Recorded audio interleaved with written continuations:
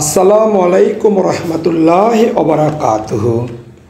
সরকারি বৃত্তি বর্তমানে সোশ্যাল মিডিয়াতে একটা বিষয় নিয়ে বেশ শোরগোল দেখা যাচ্ছে, আর সেটা হলো কিন্ডারগার্টেন বা সমমান স্কুলের শিক্ষার্থীরা সরকারি বৃত্তি পরীক্ষায় অংশগ্রহণ করতে পারবে কি না। বৃত্তি পরীক্ষায় অংশগ্রহণ করতে পারবে কি পারবে না বা কতজন বৃত্তি পেল সেটা আসল বিষয় নয়, বরং পুরো বিষয়টা হচ্ছে সেই প্রতিষ্ঠানটির অস্তিত্ব রক্ষার। কিন্ডারগার্টেন স্কুলের শিক্ষার্থীরা যদি বৃত্তি পরীক্ষায় অংশগ্রহণ করতে না পারে, সেক্ষেত্রে কিন্ডারগার্টেন স্কুলগুলো বেশ ক্ষতির সম্মুখীন হবে। এখানে পক্ষে বা বিপক্ষে অনেক মতামত আছে। বাংলাদেশের বেশিরভাগ মানুষের ধারণা কিন্ডারগার্টেন স্কুলে কারি টাকা দিয়ে শিক্ষার্থীরা পড়াশোনা করে, কিন্তু এটা একেবারেই সঠিক ধারণা নয়। বাংলাদেশে এখন অনেক কিন্ডারগার্টেন স্কুল আছে যেখানে 2025 সালে এসেও 400-500 টাকা মাসিক বেতন নিয়ে বা নামে মাত্র ভর্তি ফি নিয়ে কোমলমতি শিক্ষার্থীদের শিক্ষা দিয়ে যাচ্ছে। প্রাইমারি বা এমপিওভুক্ত স্কুলগুলোর দূরত্ব আরেকটি গুরুত্বপূর্ণ ব্যাপার হচ্ছে, প্রাইমারি বা এমপিওভুক্ত স্কুলগুলো অনেকটাই দূরে হওয়ার কারণে ছেলে মেয়েদের স্কুলে নিয়ে যাওয়ার জন্য বাবা মার পর্যাপ্ত সময় হয়ে ওঠে না। বর্তমান প্রেক্ষাপটে জিনিসপত্রের দামের ঊর্ধ্বগতি এবং অন্যান্য আনুষঙ্গিক কারণে বাবা মা উভয়কে বিভিন্ন পেশায় নিয়োজিত থাকতে হচ্ছে। এমত অবস্থায় তাদের পক্ষে এত দূরের স্কুলে ছেলে মেয়েদের পাঠানো সম্ভব হয় না। এক্ষেত্রে মহল্লা ভিত্তিক বা এলাকা ভিত্তিক কিন্ডারগার্টেন স্কুলগুলোই তখন অভিভাবকদের একমাত্র ভরসার জায়গা। যদি কিন্ডারগার্টেন স্কুলগুলো না থাকে বা বন্ধ হয়ে যায়, অনেক কোমলমতি শিক্ষার্থীরাই লেখাপড়া থেকে দূরে সরে যাবে এবং লেখাপড়া থেকে বঞ্চিত হবে। পরবর্তীতে তারা বিভিন্ন অপকর্মে লিপ্ত হতে পারে, যা পরিবার, সমাজ ও রাষ্ট্রের জন্য হুমকি স্বরূপ। এক্ষেত্রে এই কোমলমতি শিক্ষার্থীদের লেখাপড়াকে সামনে এগিয়ে নেওয়ার জন্য কিন্ডারগার্টেন এক মুখ্য ভূমিকা পালন করছে। সরকারের বিধিমালা অন্যদিকে অনেক বিজ্ঞ লোকেরা কিন্ডারগার্টেন স্কুলের সরকারের প্রতিপক্ষ বানিয়ে দিচ্ছে, যা একেবারেই আমাদের কাম্য নয়।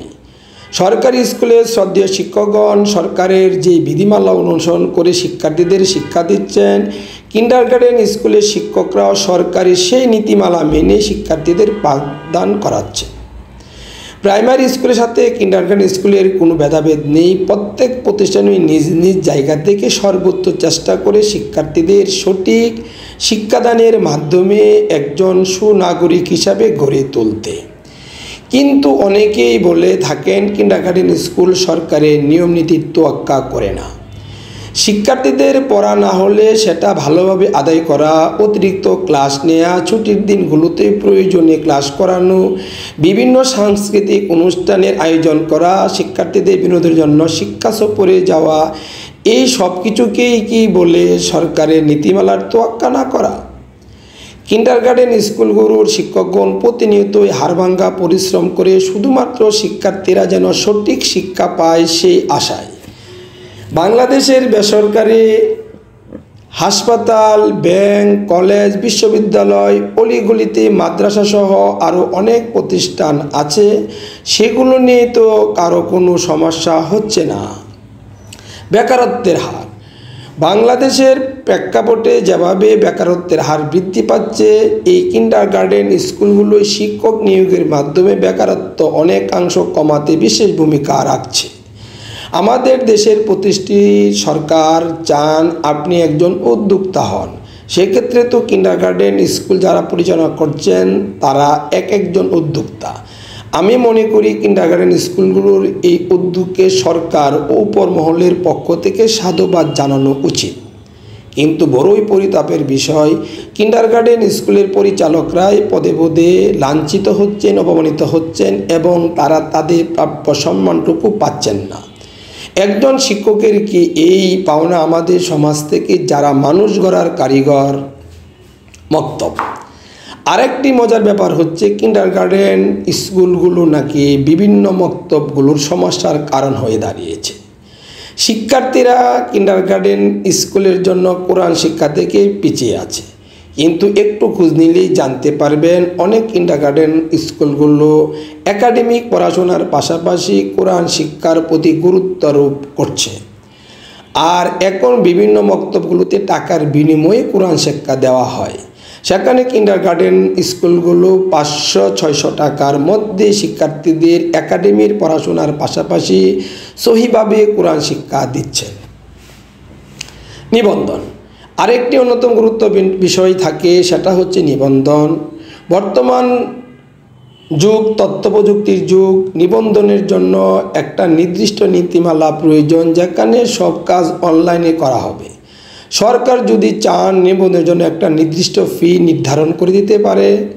নিবন্ধন কয় বছর পর রিনিউ করতে হবে এবং রিনিউ ফি কত হবে সেটাও নীতিমালায় উল্লেখ থাকতে পারে, এবং পরবর্তীতে সেটা অনলাইনে কোনো ব্যাংকের মাধ্যমে অটো রিনিউ করার ব্যবস্থা করা যেতে পারে। কিন্তু এই নিবন্ধন করার জন্য এত শত শর্ত দেওয়া হয় যেন মনে হয় কোনো বিশেষ কূটনীতিক কার্য সম্পন্ন হচ্ছে। কিন্তু নিবন্ধনের প্রক্রিয়াটা যদি তত জটিল না করে সহজভাবে করা যেত, সেক্ষেত্রে সরকার আর্থিকভাবে লাভবান হতে পারে আর প্রতিষ্ঠানগুলো স্বাচ্ছন্দ্যে তাদের কার্যক্রম পরিচালনা করতে পারে। পরিশেষে একান্ত অনুরোধ এবং আশা রাখছি যে সরকার যেন কিন্ডারগার্টেন স্কুলকে কিংবা কিন্ডারগার্টেন স্কুলের নীতি নির্ধারকরা যেন সরকারকে একে অপরের প্রতিপক্ষ মনে না করে। আমরা যেন সম্মিলিতভাবে এই প্রতিষ্ঠানগুলোকে সরকারি বিধিমালার মধ্যে রেখে আরও সুসংগঠিত করতে পারি এবং শিক্ষার্থীদের আরও সুপরিকল্পিতভাবে পাঠদানের মাধ্যমে যাতে দেশ ও জনগণের কল্যাণে এগিয়ে আসতে পারে সেই চেষ্টা চালিয়ে যাব ইনশাআল্লাহ।